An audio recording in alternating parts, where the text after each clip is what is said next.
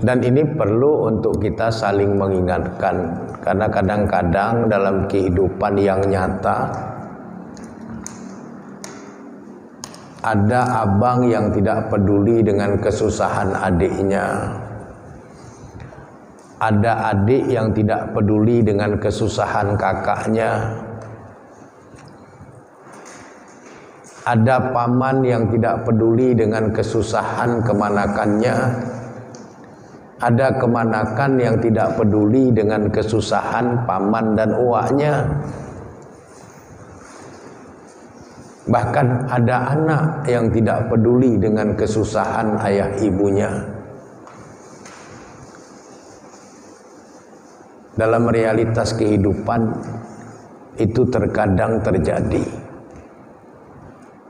Tapi Islam mengajarkan jangan seperti itu.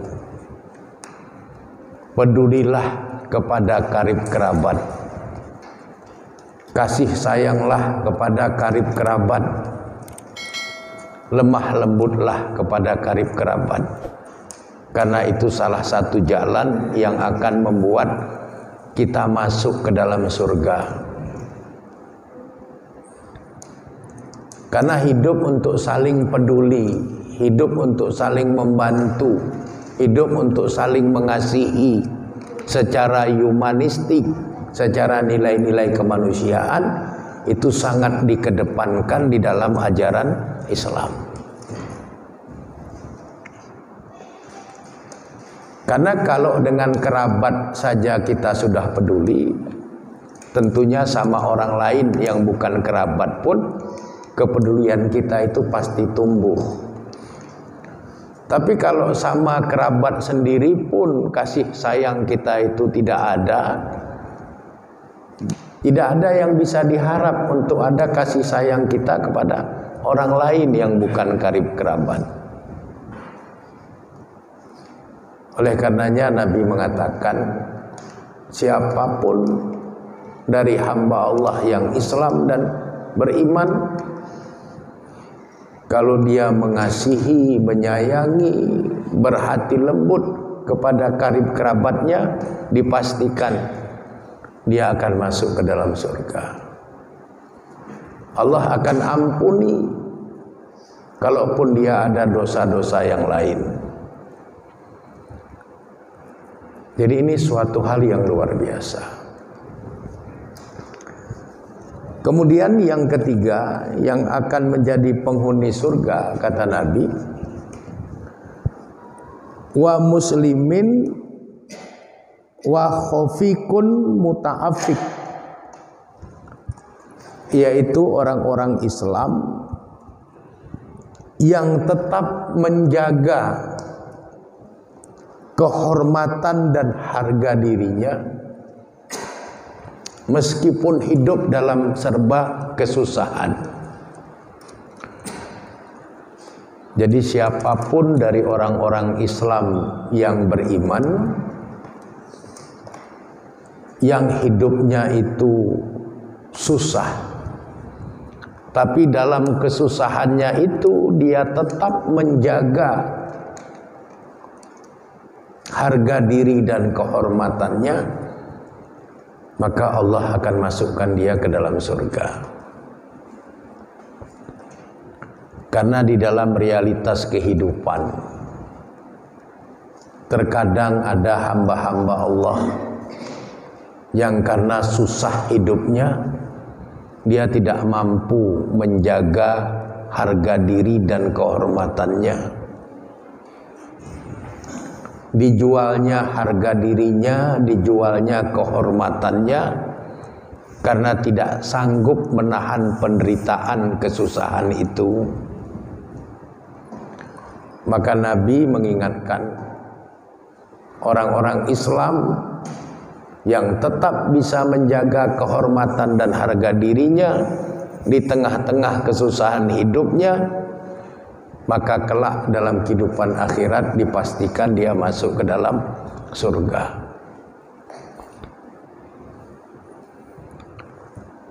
Saya pernah membaca sebuah buku tebal. Judulnya itu The Jakarta Undercover. Buku itu menceritakan tentang kehidupan dunia malam yang gemerlap di Jakarta. Yang menarik sekaligus menyedihkan dari tulisan yang ada di buku itu, ternyata ada banyak anak-anak gadis belia yang terpaksa menjual diri dan kehormatannya karena kehidupannya yang susah.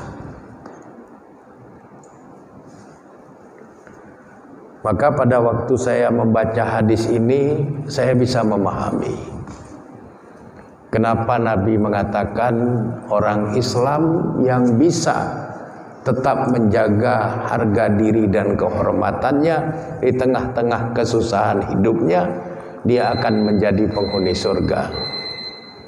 Karena memang ternyata tidak mudah menjaga kehormatan dan harga diri di tengah-tengah kesusahan hidup. Itu tidak mudah. Maka pantaslah kalau orang yang bisa tetap menjaga harga diri, kehormatannya dalam kesusahan itu, di alam akhirat dia ditempatkan ke dalam surga, itu pantas. Dan kita berharap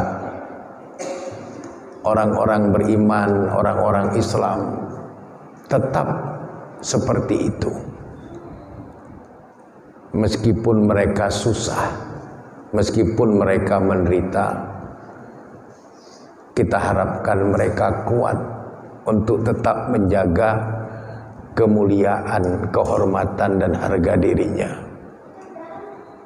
Jangan sampai sudah susah di dunia, menderita pula di akhirat. Kalaupun sudah susah di dunia, sudahlah. Tapi dipastikan dalam kehidupan akhirat dia akan berada di dalam surga. Jadi penghargaan Allah yang lain kepada pemimpin yang baik itu adalah dimasukkan ke dalam surga. Kemudian yang terakhir, hadiah Allah, penghargaan Allah kepada pemimpin yang baik itu, Allah akan dampingi pemimpin yang baik itu dengan pendamping yang baik dan jujur. Sehingga kalau pemimpin yang baik tadi itu khilaf, pembantunya, pendampingnya tadi itu akan mengingatkan dia. Hal ini sebagaimana yang disebutkan di dalam hadis riwayat Imam Abu Daud dari Aisyah Ummul Mukminin. Nabi bersabda, "Iza aradallahu bil amiri khairan." Apabila Allah mengkehendaki kepada pemimpin yang baik akan kebaikan, ja'ala lahu, maka Allah datangkan baginya wazira sidqin, pendamping yang jujur. Innasiya zakarahu, kalau pemimpin yang baik tadi itu silap atau lupa, maka pendampingnya lah yang akan mengingatkan. Wa in zakara, dan jika pemimpin yang baik itu sudah ingat, a'anahu, maka pendampingnya itulah yang akan membantunya secara maksimal. Karena kadang-kadang di dalam hidup ini pemimpin yang baik itu menjadi rusak karena dikelilingi oleh para pembantu yang tidak baik. Oleh karenanya, kalau pemimpin itu benar-benar baik, Allah akan beri dia pendamping yang juga baik. Dengan itu dia akan aman, dia akan selamat. Karena orang yang baik di tengah-tengah orang yang baik, maka dia akan menjadi sangat baik. Orang yang baik di tengah-tengah orang yang tidak baik, maka berpeluang dia akan kehilangan kebaikannya. Inilah beberapa penghargaan yang Allah akan berikan kepada setiap pemimpin yang bisa memimpin dengan baik pada waktu dia hidup di alam dunia. Mudah-mudahan kita menjadi bahagian dari pemimpin yang baik itu, sehingga hidup kita akan dipermudah oleh Allah. Dalam kehidupan alam akhirat kita akan dimasukkan ke dalam surganya. Demikian, kurang dan lebih saya memohon maaf. Kepada Allah Subhanahu wa taala saya memohon ampunan. Hadanallahu wa iyyakum ajmain. Wallahu a'lam bishawab. Walhamdulillahirabbil alamin. Assalamualaikum warahmatullahi wabarakatuh.